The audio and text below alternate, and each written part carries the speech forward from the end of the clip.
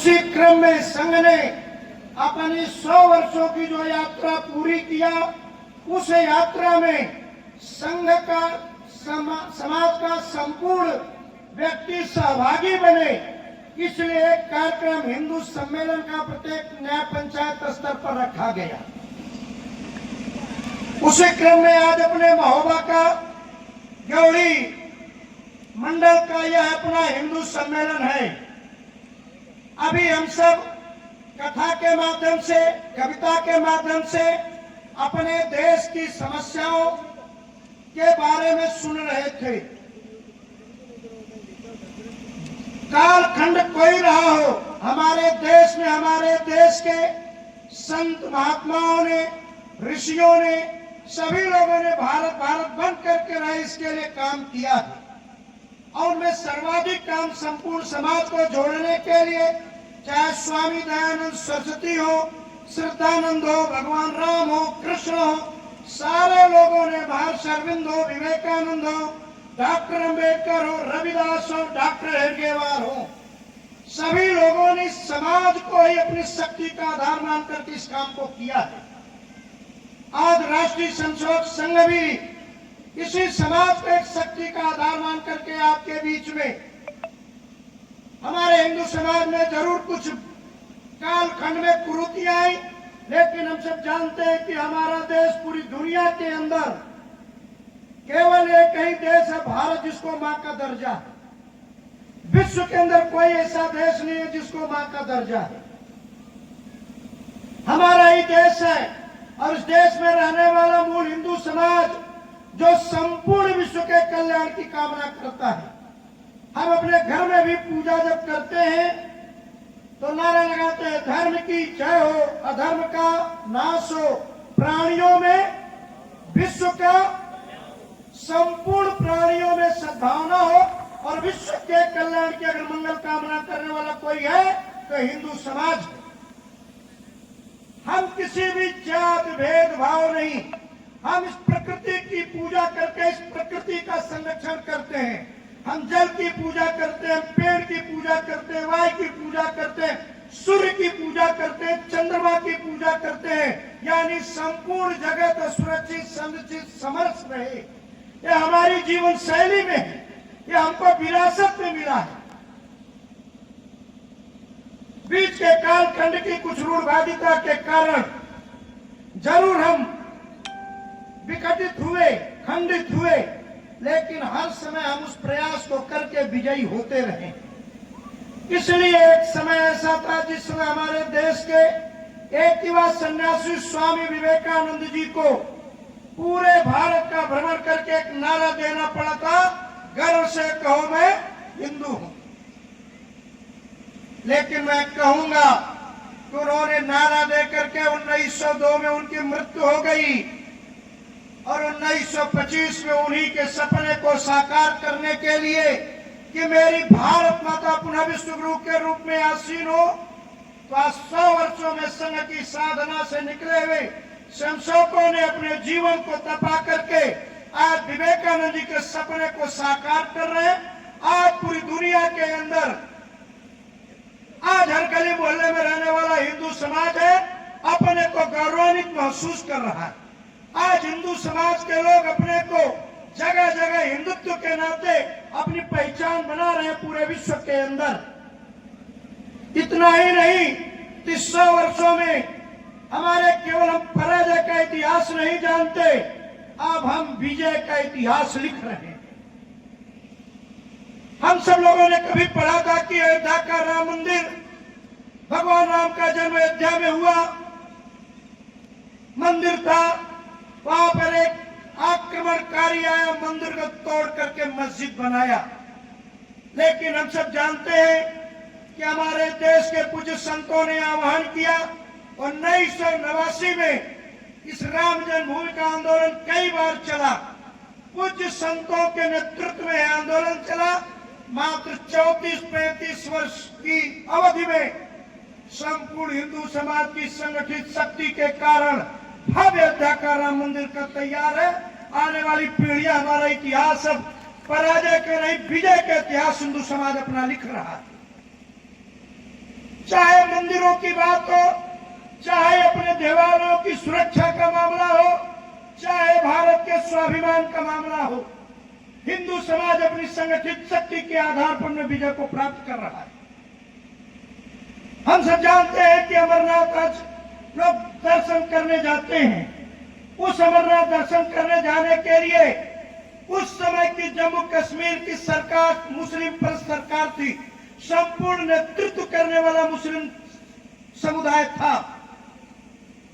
उस समय लोगों के मन में है कि अमरनाथ श्राइन बोर्ड एक वहां का सारा प्रबंधन करता था, उस बोर्ड को भंग कर दिया जाए, वहां पर लोग जाएंगे नहीं, वो भूभाग हमसे कट करके राष्ट्र विरोधियों के हाथों में चला जाए। ये शुरू से लोगों का षड्यंत्र रहा। इतिहास है कि हिंदू घटा वह भाग हमसे कटा। उस समय जब लोगों ने भंग किया, उस समय जम्मू कश्मीर के अंदर लोगों ने आंदोलन किया। आजादी के बाद का सबसे बड़ा आंदोलन 62 दिन चला था। हमारी माताएं बहनें बालकों ने जेल भरो आंदोलन किया। पहली बार इस भारत के लोकतंत्र में हिंदू हित पर मुस्लिम परस्त सरकार ने अपने फैसलों को वापस लिया था। हिंदू समाज की संगठित शक्ति का परिणाम। यही नहीं तो हम सब जान सकते हैं कि हमारे मनमोहन सिंह जी की सरकार थी, राम सेतु तोड़ने का उन्होंने प्रयास किया था। इस देश में राम सेतु रक्षा मंच के नाम पर मात्र 3 घंटे का हम सब लोगों ने चक्का जाम आंदोलन किया था। उस समय सुप्रीम कोर्ट ने कहा कि जहां करोड़ों लोगों की भावनाएं आहत होती है, उस पुल को न तोड़ा जाए। यानी केवल हम पराजय का इतिहास नहीं पढ़ते, अब हम विजय का इतिहास भी लिख रहे हैं। चाहे राम मंदिर हो, काशी विश्वनाथ कॉरिडोर हो, चाहे अभी पिछले वर्ष प्रयाग में संपन्न हुआ महाकुंभ हो, जहां 65 करोड़ लोगों ने आकर के स्नान किया था। यह हिंदू समाज की जागरण शक्ति का परिणाम है। नहीं तो एक समय नारा देना पड़ा, गर्व से कहो मैं संघ की स्थापना हुई। लोग कहे हिंदू एक समाज में दिशा में चलता नहीं है। आज करोड़ों करोड़ हिंदू जाकर के आस्था की डुबकियां लगा रहा है।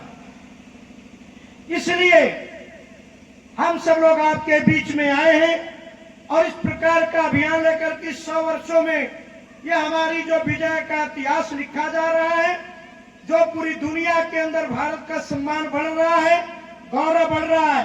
केवल आध्यात्मिक ही नहीं तो चाहे उपग्रहों की सफलता हो, चाहे अंतरिक्ष में स्थापित करने का चंद्रयान मंगलयान जैसे अभियान हो, चाहे G20 की समूह की अध्यक्षता हो, चाहे कोरोना की जब बीमारी आई थी, संपूर्ण दुनिया के अंदर त्राहिमाम मची थी। उस समय भारत के डॉक्टरों ने स्वदेशी वैक्सीन की दवा बना करके पूरे विश्व को दिया। यह हमारी अपनी संस्कृति संस्कार की पहचान है। आज केवल एक क्षेत्र में हमारे अध्यात्म ही नहीं, जिसमें हमारे देश के जवानों का विदेशी हमारे यहाँ आकर के लोगों ने तोड़ करके, सीमा तोड़ करके हमारे सैनिकों की हत्या करते थे।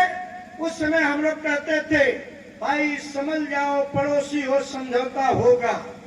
लेकिन आज हिंदू समाज की संगठित शक्ति के कारण आज हमारे देश के किसी भी सीमा पर नौजवान का अगर एक सरकलम होता है तो हमारे देश के नौजवान 18 सरकलम करके भारत आते हैं। ये भारत की शक्ति है।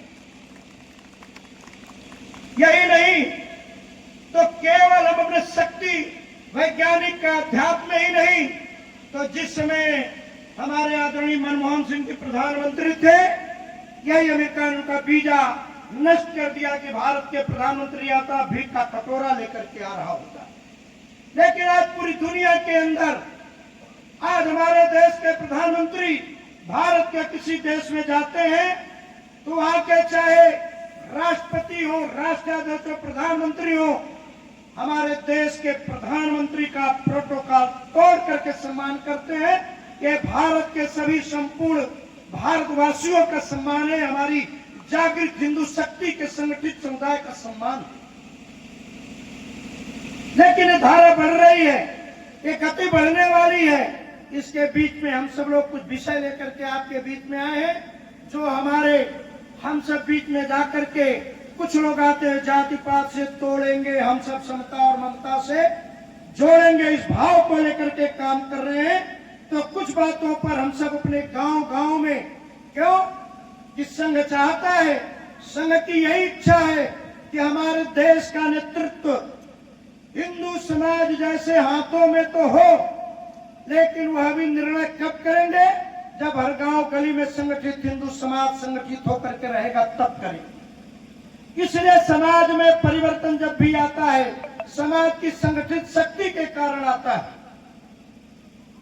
इसलिए कुछ जो खतरे हैं, उन खतरों को मैं बता रहा हूं, उनकी गांव चर्चा करके हम सब अपने परिवार, स्वयं परिवार में, अपने गली मोहल्ले में, अपने गांव में और अपने ब्लॉक में करके हिंदू समाज के एक संगठित शक्ति बना करके रखने की आवश्यकता है। पहला है लव जिहाद। आज हमारी बहु बेटियों के साथ कुछ आतताई वर्तमान युग में किस प्रकार से कुचक्र रच करके हमारी बहु बेटियों को किस प्रकार से बहला फुसला करके ले जा करके आज बोटियां हम सब टेलीविजन पर, सोशल मीडिया पर देखते हैं। यह किसी सरकार का समाधान नहीं है, ये हम सब बैठे हुए लोगों को अपने घरों में बताना पड़ेगा, समझाना पड़ेगा, अपने घर में बहु बेटियों के साथ बैठ करके, नौजवानों के साथ बैठ करके कि नहीं हमारी परिस्थिति क्या है। इसलिए लव जिहाद। दूसरा लैंड जिहाद। यह मातृभूमि हमारी है, हमारी मातृभूमि पर हम कहते सरकार की है। अरे सरकार के मातृभूमि भारत माता की है, इसका मैं पुत्र हूं। इसलिए किसी भी प्रकार के इन जिहादियों के, इन राष्ट्र विरोधियों के, हिंदू विरोधियों के जो सरकारी जमीनों पर अवैध अतिक्रमण करते हैं, इनकी भी निगरानी रखना हमारा काम है। नहीं तो अगर हम निष्क्रिय हुए तो हमारी निष्क्रियता का परिणाम हम सब लोग जानते हैं कि 1934 में अफगानिस्तान बन गया, 1872 में नेपाल बन गया, 1906 में भूटान बन गया, 1914 में तिब्बत बन गया, 1935 में श्रीलंका बन गया, 1937 में म्यांमार ब्रह्मदेश बन गया, 1947 में पाकिस्तान बना, 1948 में पाक अधिकृत कश्मीर बन गया, 1962 में चीन अधिकृत कश्मीर बन गया और 1947-71 की लड़ाई में बांग्लादेश बन गया। बेरुबाड़ी 1992 में 3 बीघा हमने समझौते में दी थी। यानी जहां हमारी निष्क्रियता हुई है, हमारी मातृभूमि कट करके गई। इसलिए मेरी गांव की जमीन, मेरे मोहल्ले में किन के मैदानों पर क्या बन रहा है, गलियों में क्या बन रहा है, ये हम सब लोगों की जिम्मेदारी है। तो घर की बहु बेटियां बचें, हमारी जमीनें बचें। आप अपने घर में अपना सोना तो संभाल करके रखते हैं, लेकिन आप अपने घर में लोहा संभाल कर नहीं रखते हैं। जिस दिन आपके घर का लोहा जाएगा, उस दिन आपके घर में सोना नहीं बचेगा। अरे हमारे सोना तो हमारे घर की, हमारी बहु बेटियां हैं, हमारी ये संपत्ति है। इसलिए आप लोग जागिए, लोगों को जगाइए और बताइए, संगठित बनिए। इन दोनों पर जन जागरण करने की आवश्यकता है और चर्चा करने की आवश्यकता है। तीसरा, जो हमारे बीच में आकर के राष्ट्रीय सुरक्षा के लिए घुसपैठिए खतरे बनते जा रहे हैं। अब घुसपैठिए केवल श्रीनगर के अंदर नहीं, असम के अंदर नहीं, पश्चिम बंगाल में नहीं, तो मेरे गांव में भी आकर के घुसपैठिए बस रहे हैं। इसलिए उनकी भी जानकारी गांव-गांव के अंदर एक भी अधिकृत व्यक्ति आता है, किसका रिश्तेदार है, किसका मकान बन रहा है। और ये घुसपैठिए आते हैं, केवल मकान नहीं बनाते हैं, राजनीतिक लोग अपने वोट बैंक के कारण इनको नागरिक बनाते हैं, वोट बैंक बनाते हैं। यही मेरे गांव में मेरे राष्ट्र विरोधी बनकर के खड़े होते हैं। इसलिए घुसपैठ हमारे गांव-गांव में हो रही है। इसलिए उन घुसपैठियों से भी सतर्क होने की आवश्यकता है। नहीं तो हम केवल श्रीनगर, कश्मीर, पश्चिम बंगाल, असम की घुसपैठ के बारे में चर्चा नहीं, हमको अपने गांव, गली, मोहल्ले की घुसपैठ रोकनी। अगर नहीं रोकेंगे तो हम सब लोगों ने अभी कुछ दिनों पूर्व पहलगाम की घटना को देखा होगा कि हमारे 27 नौजवान अपनी शादी के बाद उस पहलगाम में कश्मीर के अंदर घूमने के लिए गए थे। हमारे कानपुर के भी एक शुभम द्विवेदी बालक था, उसकी बहू पत्नी शादी के बाद गए थे सब। वहां पर हम आज हमारे मंदिर में फूल कौन बेचता है, घुड़सवारी कौन बेचता है, वहां पर दुकान कौन लगाता है, खरीदते और चल देते हैं, लगते बड़े हम सुरक्षित हैं। लेकिन उस पहलगाम के अंदर जब उन निर्दोष हिंदुओं की हत्या हो रही थी, हमारी नौजवान बेटियां वहां पर अपने सामने अपने चिराग को, सिंदूर को धुलते हुए दिख रही थी। जिन्होंने पैसा लिया था घुड़सवारी का, जिन्होंने कार में चलाने का पैसा लिया था, कोई आकर के आंसू पोंछने वाला नहीं मिला कि बहन तुम क्यों रो रही हो। इसलिए हम सब लोगों को इन घटनाओं को ध्यान रखना पड़ेगा कि नहीं हमारे बीच में आकर को किस प्रकार से षड्यंत्रकारी बनकर के, षड्यंत्र रच करके इन घटनाओं को अंजाम देते हैं। तो पहलगाम नहीं कि ड्योढ़ी में कल होगा। इसी प्रकार से हमारी जो संस्कृति है, जो हमारे कुछ पर्व समाज में समरसता का संदेश देते हैं, भाई भाईचारे का संदेश देते हैं। आज हमारे दिवाली पर कहा जाता है पटाखा नहीं छोड़ना, प्रदूषण फैलेगा, रंग नहीं लगाना, चेहरे पर दाग आएंगे, पानी खर्च होता है। हाँ, बचाना जरूर है, लेकिन इसका यह मतलब नहीं है कि जो हमारे संस्कार हमारी विरासत में मिले थे, जो हमारे पर्व एक उत्साह, ऊर्जा, आनंद देते थे, इन पर्वों को भी षड्यंत्र पूर्वक समाप्त करने का प्रयास किया जा रहा है। इसलिए हम सब लोगों को इस पर जागरूक होना पड़ेगा। आगे हम सब देख रहे हैं कि इस देश में जनसंख्या बढ़ने की हम लोग चर्चा करते हैं, जनसंख्या संतुलन बढ़ रहा है, चर्चा करते हैं। भाई साहब, मेरे गांव में 5 लोग थे, 15 साल में 25 लोग हो गए, मेरे गांव में 2 घर था, 20 घर हो गए। ये चर्चा करने से नहीं होगा। ये षड्यंत्र पूर्वक जनसंख्या का संतुलन बढ़ा करके लोकतंत्र में अपने हिस्सेदारी की बात चल रही। इसलिए हम केवल कहते रहे कि एक तरफ उनकी संख्या बढ़ रही है। मैं कहता हूं कि हिंदू समाज की घटती जनसंख्या जिम्मेदार कौन? हिंदू समाज की घटती जनसंख्या जिम्मेदार कौन? तो हम लोगों को विचार करना पड़ेगा कि सरकार ने नारा दिया हम दो हमारे दो, और कोई तो माना नहीं। हमने मान करके आज गांव के गांव खाली हो रहे हैं। बता रहे थे गांव में 12,000 वोटर हैं, 20-22 हजार गांव बड़ा गांव है, लेकिन गांव में जाएंगे तो लोग पता चलेगा इनके घर में ताला बंद हो गया। घर रहते थे 5 भाई थे, 4 भाई थे, कहां गांव के गांव में रहने वाले लोग चले गए। तो आप सब लोग यहीं रहते हैं। कभी बहुत गौरैया दिखती थी, शुग्गा दिखते थे, चील दिखा करती थी। जैसे पशु पक्षियां कुछ धीरे धीरे घटती विलुप्त हुई, अगर हमने जनसंख्या घटाए तो हमारी भी स्थिति वही होने वाली है। इसलिए जनसंख्या संतुलन पर हम सब लोगों को संकल्प लेना होगा। आपने आने वाले घरों में चर्चा करनी होगी कि हम दो हमारे दो नहीं, हम दो हमारे 3। इसलिए 5 लोगों का परिवार, कम से कम 3 बच्चे हम सब लोगों के होने चाहिए। हाँ, नहीं होंगे तो हम सब देख सकते हैं कि कोरोना का कालखंड आया, कई घर के आंगन सूने हो गए, दीपक जलाने वाले लोग नहीं।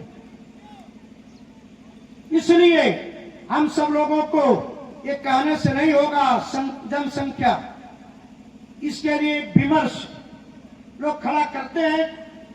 राष्ट्र विरोधी, हिंदू विरोधी ने खड़ा विमर्श किया है। भाई साहब, महंगाई बहुत है।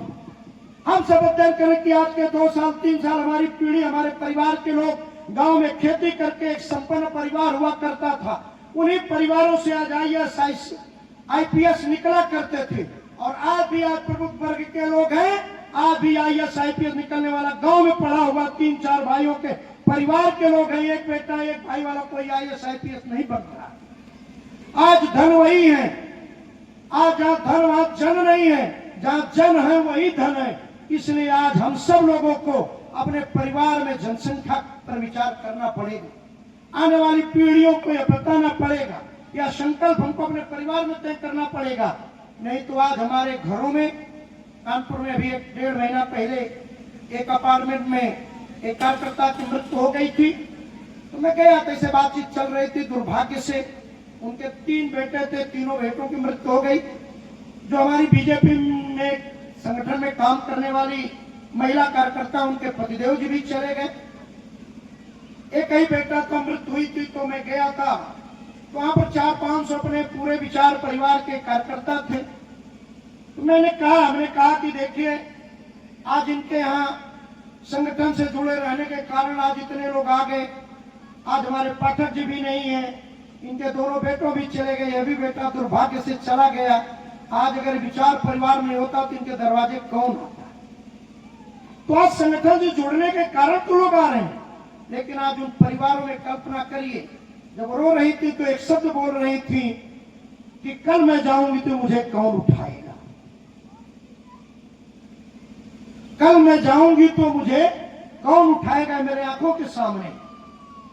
वहीं बगल में खड़े लोग चर्चा कर रहे थे, भाई साहब पड़ोस में लोग मरे थे, उनको कोई पूछने वाला नहीं था, हम लोग एम्बुलेंस बुला करके रख दिए, कोई नहीं। आपका करोड़ों का मकान बताए, करोड़ों का सोना है, देखने वाला कौन। इसलिए अगर जनसंख्या पर ध्यान नहीं दिए, एक हमारे मित्र डॉक्टर्स फर्रुखाबाद के अंदर डॉक्टर्स लोगों की मैं बैठक ले रहा था, तो हमने पूछा आपको समस्याएं क्या लगती हैं। एक डॉक्टर साहब ने कहा कि एक हमारे मुस्लिम समुदाय के मित्र हैं, बैठे थे, मैं उनके यहाँ गया था कार्यक्रम में, तो लोग मुझे नहीं जाने कि मैं कौन हूँ, डॉक्टर के नाते में था।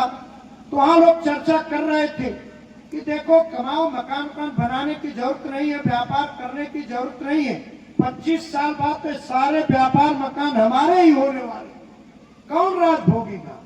और हुआ नहीं, श्रीनगर में हम सब लोग देख सकते हैं, जो श्रीनगर की केसर की क्यारियां थी, कविताओं में हम सुनते थे, आज इतिहास बन गया।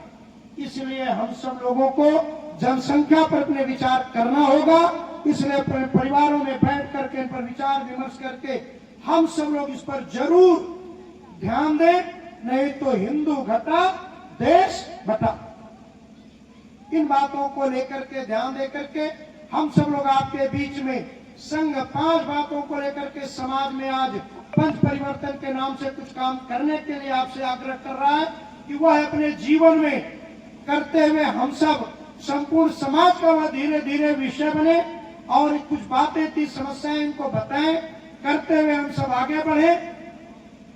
पंच परिवर्तन में पहली बात, हम सब यहाँ पर संघ के भी 100 वर्ष हो गए, स्वयंसेवक और समाज दोनों मिलकर के हम धीरे धीरे अपने में पालन करें। पहला काम सामाजिक समरसता। सामाजिक समरसता के नाते मेरा घर हिंदू का घर।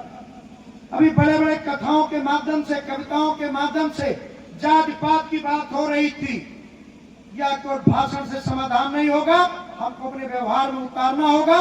वह व्यवहार केवल उनके घरों में जाकर के नहीं, अपने घरों से हमको शुरुआत करनी पड़ेगी। इसलिए हम सब लोग अपने गांव में, अपने मोहल्ले में, मेरा घर हिंदू का घर, मेरे घर प्रत्येक हिंदू का, किसी भी जात बिरादरी का होगा, समान स्नेह और व्यवहार में करूंगा। ये संकल्प हम लोगों को अपने घर से शुरू करना पड़ेगा। किसी भी जात बिरादरी के लोग मेरे घर आएंगे, उनके साथ एक समान व्यवहार हम करेंगे, स्नेह करेंगे।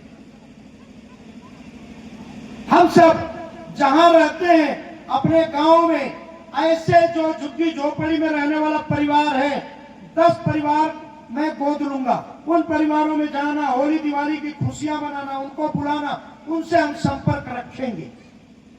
अगर एक काम हम करेंगे तो फिर उनका कोई राष्ट्र विरोधी जाएगा? नहीं करेंगे तो उन घरों में कौन जाएंगे? राष्ट्र विरोधी जाएंगे। तो हमारे यहाँ करोड़ों का बंगला, बगल की झुग्गी झोपड़ी वाले के घर नहीं गए तो उनके घर कौन खड़ा होगा? फिर राष्ट्र विरोधी खड़े होंगे। जब मेरे घर के बगल में राष्ट्र विरोधी होंगे तो हमारी बहू बेटियां सुरक्षित रहेंगी, मेरा मकान सुरक्षित रहेगा, बारूद के ढेर पर होगा। इसलिए हम सब लोग उन परिवारों को जो समाज के थोड़े शोषित हैं, अशिक्षित हैं, उनको गोद लें, उनकी चिंता करें, अपनी खुशियां उनके साथ मनाएं। दूसरा, पर्यावरण के दृष्टि से पेड़ लगाओ, पानी बचाओ, पॉलिथीन हटाओ। इनमें से तीनों बातों में धीरे धीरे हम सब लोग पालन करें। तीसरी बात, परिवार प्रबोधन। आज परिवार टूटते जा रहे हैं, बिखरते जा रहे हैं।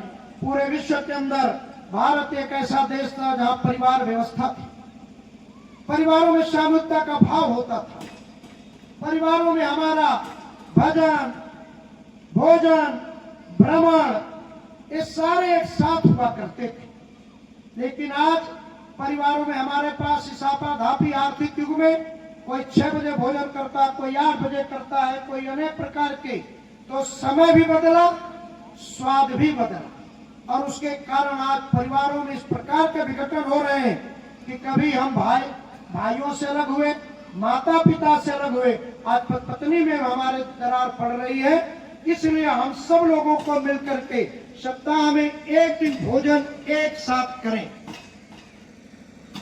जहां पर भी कहीं हमें पूरा परिवार एक दिन का दिन तय हो कि इस दिन हम सभी लोग एक साथ बैठ करके भोजन करेंगे। चौथी बात, स्वदेशी। अभी होली है, दिवाली है, हम अपने घरों में अनेक प्रकार के उपयोग करते हैं, तो धीरे धीरे अपने व्यक्तिगत जीवन से लेकर के अपने पर्व में स्वदेशी वस्तुओं का उपयोग करें। और केवल वस्तुएं नहीं, हमारा स्वदेशी भाव हो, स्वदेशी विचार हो और अपने विरासत पर गर्व करें।